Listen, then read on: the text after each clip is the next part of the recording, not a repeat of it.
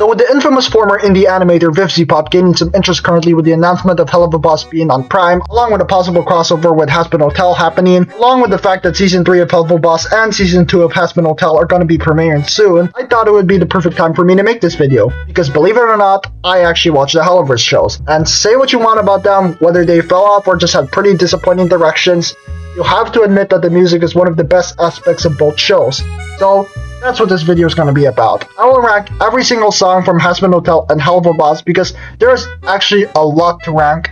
Now, my ranking system will range from amazing, to good, to okay, forgettable, and the lowest tier being terrible. Note, I will only be including songs sung in musical moments, and not in-universe songs like Christmas Party, What You Thinking About, and You Got the Power, and unfortunately the M jingle and Cherub jingle as well. So, let's begin. Yeah, I'll put this straight to terrible. I just didn't really like it that much. It also doesn't help with the fact that this entire episode is already cringeworthy, and this song just quadrupled the cringe factor of this episode, so there's a reason why it's already dead last. I also put this in terrible. I don't know why, but this song just didn't vibe with me or gave me a good reason for it to exist. It felt like a filler song that was only placed there for the sake of the episode to have 2 songs in it, and the lyrics are just not memorable to me at all. Like, the only thing I can say about it is that they whitewashed St. Peter, and the only lyric I can say without stuttering is Welcome to Heaven. Yeah, okay, I know people like this song, so it's a bit of a controversial take for me. Then again, what was really the lyrics to this song, because I can't remember any of it. If Forgettable was a song, it's crooked. I'm sorry for you guys that like this song, but I didn't really, so it's going in Forgettable. So, 2 minutes notice. So yeah, I didn't really vibe with this as much as other Fizzarelli-centered songs. I don't really vibe with the main chorus, which is literally just F you, that's it. I don't really know what else to say, but I think this is one of the few Fizzarelli songs that missed for me. This song got memed to hell when it first came out, where someone reanimated it to be Charlie talking to Hitler instead of Pontius, and that's the only memorable thing about this song. This song goes to Forgettable. It's not a terrible song per se, it's just that I can't remember anything else about the song besides the meme, which also doesn't make it a good song. So, yes, it starts with Sorry goes to the bottom of Forgettable. This is the first on the okay list.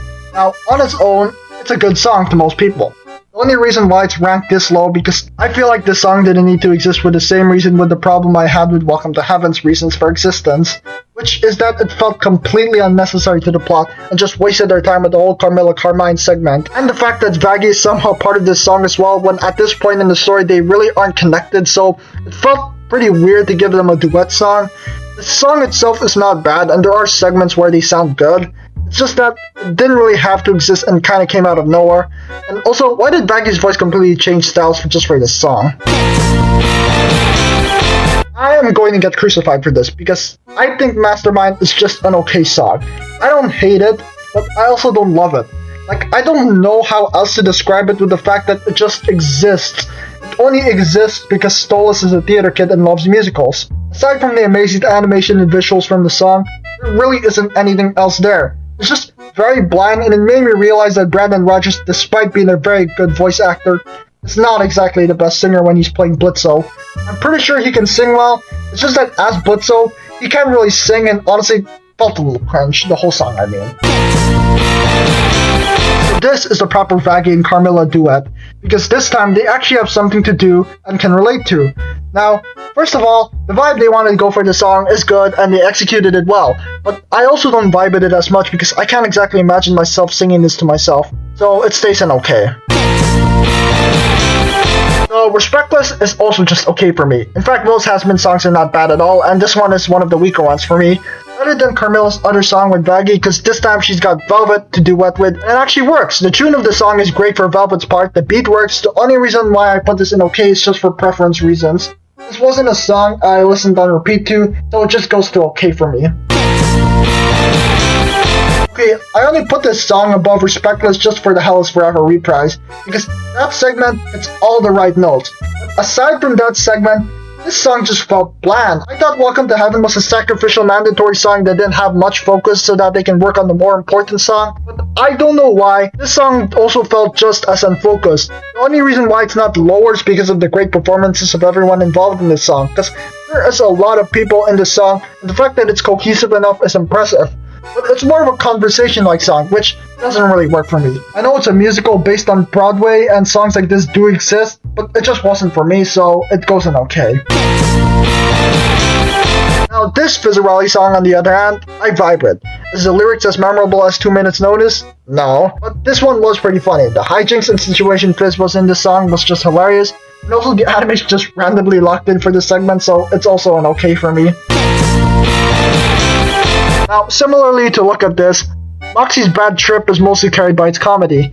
Now, I usually don't like profanity being used as the main crux of the song, but the opening of the song was just such a pretty good use of cussing, and the song for once uses cussing in a proper way that's actually funny. Also by the fact that the entire art style is paying tribute to 2D Disney films, which I think is just hilarious. But the rest of the song is just okay. What makes it memorable are the visuals, but as a song, it just doesn't stand on its own to be considered good, so I'll leave it as okay. I'll keep this short, but I'll put this in good, because for one, it's really simple. Just a simple love ballad that really works. It's short and sweet, had a great beat, and for once it actually shows proper chemistry with Millie and Moxie, which we somehow have pretty little throughout the show. So, it's good. Now, this little standalone music video, I honestly didn't expect much from, but I was honestly really impressed with Bryce Pinkham in this video because he really carried the vocals. I can see why they decided to make this a music video instead of a musical segment in an episode, because this song really is just standalone, and I think that was the best decision because the visuals in this song are just immaculate. The lighting, the fluidity, and the water especially. I don't know what it is about Spindle Horse water, but it is so well animated, so it goes into the good category. And we have another Stolas banger. This one's just good. I don't know what else to say. I like the style that they decided to go with. This song is about Stolas moving on, and at that time, before the finale kind of ruined it, I thought it was a great direction. Stolas' confusion and what he really wants is really reflected in the song, along with the visuals showing his perspective on his advances towards Blitz, taking on the style of a school play background. I like it. This one goes in good. Is this seriously the real title of the song? But anyways, more accolades to Stolas because he is 3 for 3 because this song won that was in Season 2, Episode 1.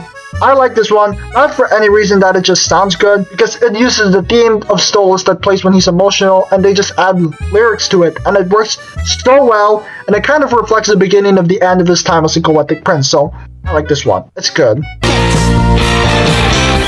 So, I like this one for just stupid reasons, like, it's really the way it's used. Unlike most Helluva Boss songs, When I See Him really frames itself as a musical type song and embraces itself like an intro song to a new movie to showcase the daily life of both Blitz and Stolas. And the way it's used to transition between lyrics and their lives is just hilarious. I love this transition over here. Now, okay, I'm not saying the name of the song, but I'd say this one is good because I like the fact that it seems to take influence from K-pop, and it used its influence well. I could see a mini indie K-pop band in fact use this as their debut song, along with some great visuals to go along with it, so it goes in good. I already said I liked how When I See Him was used as an opening song in a great way, but Happy Day in Hell just does it better. Charlie's personality flares up the scene and her vocals are just great. Though it's not that visually busy or pleasing as the other songs, the tune just works. You can feel her jumpiness and eagerness throughout the entire song just by the voice, not by animation, but through the voice. And it's got a nice beat to it, so put it in good. Now, first impressions are important when judging the song, and I'd say Cotton Candy made a good first impression. Is the song pretty stereotypical for a pop song? Yes. But do I like it? Yes. But to be honest, the only reason why this song is only that high up is for personal preference. And the fact that it really does feel like something a pop singer would write. Because it's actually written by a pop singer, which is Kesha. Its catchy nature also helps with its high ranking, because after watching the episode, I was bopping to the music non-stop for a while.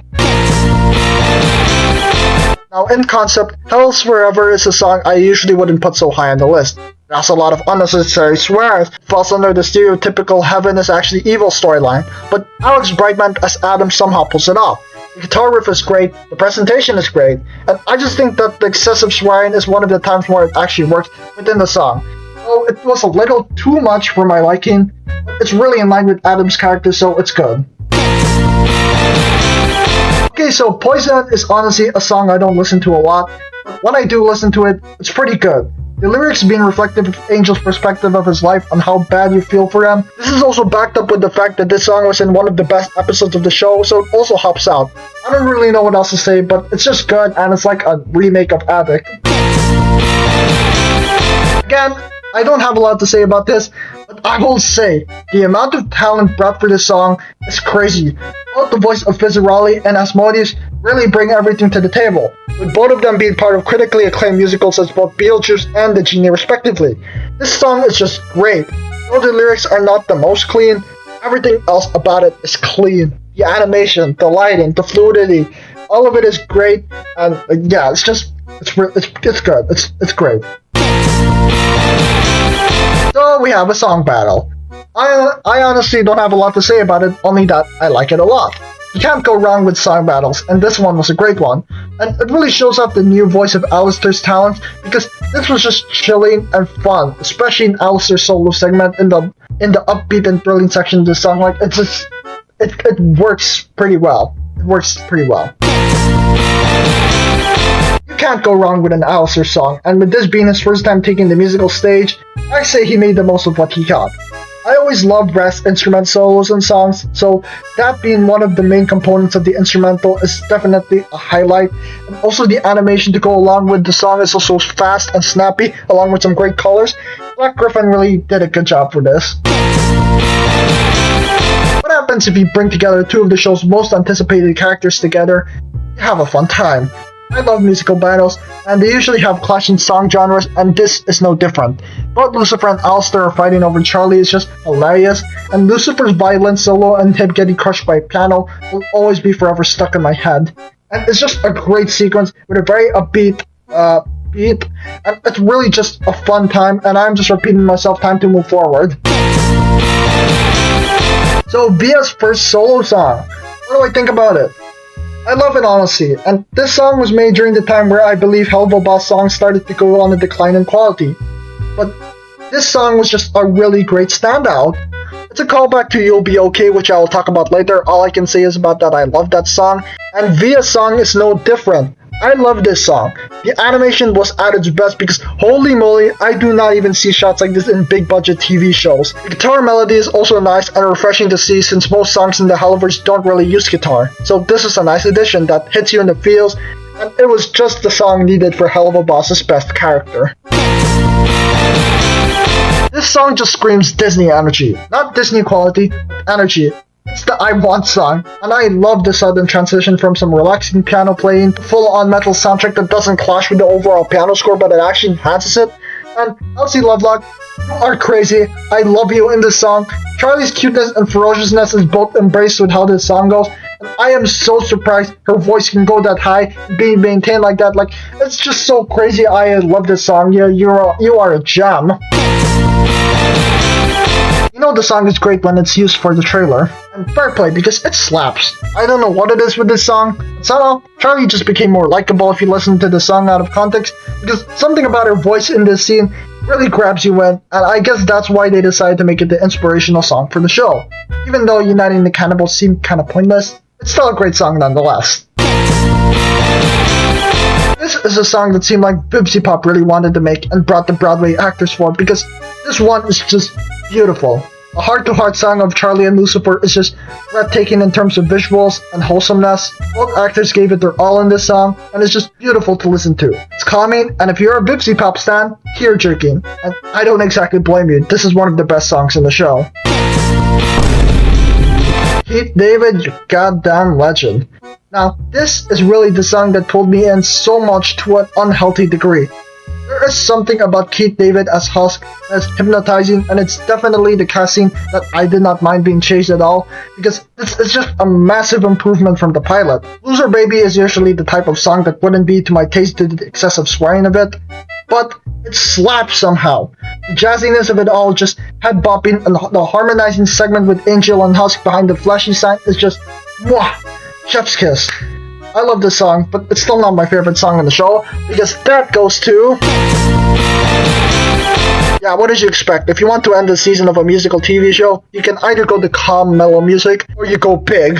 And this thing kinda did both. It started mellow with Charlie, but then Lucifer joined in, bringing in a reprise of Happy Day in Hell, and then everyone else harmonizes and joins in, and it's just really the culmination of all the musical talent brought in for the show, and it's another song I believe is what convinced the showrunners to bring in the Broadway energy. Even the V's joined in on the song, and it really just fills in everything. The setup, the energy, and the visuals are all great, and that ending segment where everyone sings together and mixes up lyrics called me cringe, but that gave me chills the first time watching it, and I will stand by the fact that this is my favorite Helluva song, if it wasn't for...